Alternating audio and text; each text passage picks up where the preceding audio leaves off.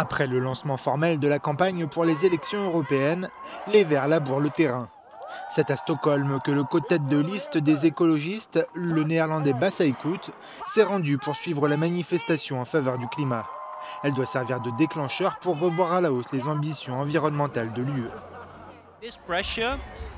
Cette pression de la rue et du mouvement social, on voit qu'elle pousse les politiques à bouger doucement, mais il faut agir beaucoup plus vite.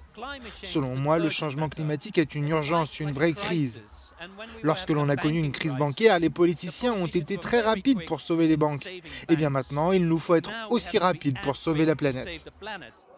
Pour le candidat, l'objectif n'est pas seulement de s'afficher à proximité de Greta Thunberg, l'icône du mouvement, mais il s'agit aussi de mobiliser les partenaires suédois et les électeurs pour convaincre de participer au scrutin du mois de mai.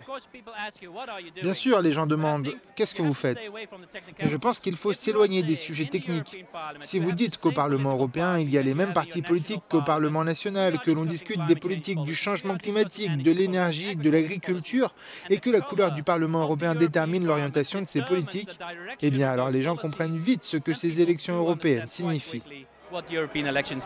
Si le discours est pour l'heure tourné vers les enjeux européens, les Verts savent que la campagne se fera plus nationale à l'approche du scrutin.